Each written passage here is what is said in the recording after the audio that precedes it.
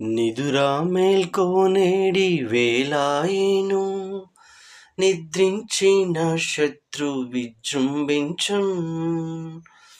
నిదురా మేల్కోనేడి వేళాయెను, నిద్రించిన శత్రు విజృంభించం.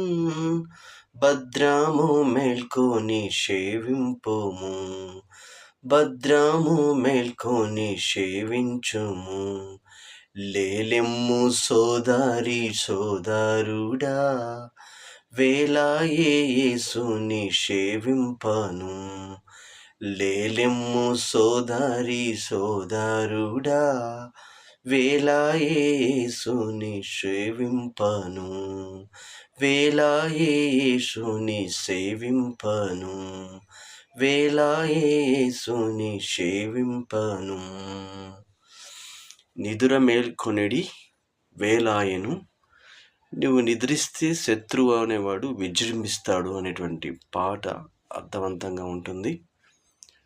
ఇది ఒక క్రైస్తవ జీవితానికి, ఒక విశ్వాసి, రక్షింపబడిన విశ్వాసానికి, క్రైస్తవ జీవితానికి సవాలుతో కూడినటువంటి పాట ఇది. శత్రువైన సాతానుకి, ఒక విశ్వాసికి, దేవుడికి మనకి తెలియకుండానే రహస్య యుద్ధం అనేది జరుగుతూ ఉంటుంది అన్నమాట.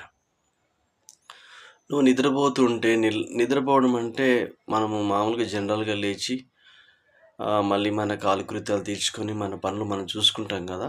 ఆ నిద్రకు వస్తుంది. ఆ నిద్ర కూడా చాలాసేపు పోకూడదు. సూర్యోదయానికి ముందే లేచి మనం దేవుని స్తుతించాలి. ఆ నిద్ర వేరే.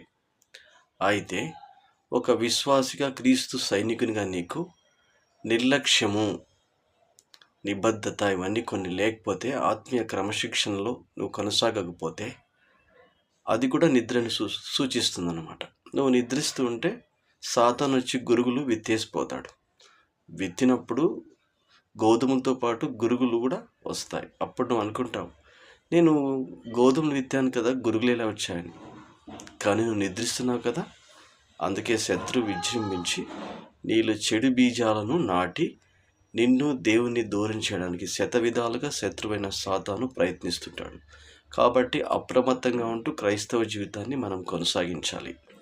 ఏమాత్రం నిర్లక్ష్యం చేసినా శత్రువు మనలోనికి వచ్చేసి మనకి ఆత్మీయ జీవితాన్ని పాడు చేయడానికి అవకాశం ఉంది. కాబట్టి మనము మెలకువగా ఉండి ప్రార్థన చేయాలని ఈ పాట యొక్క అర్థం.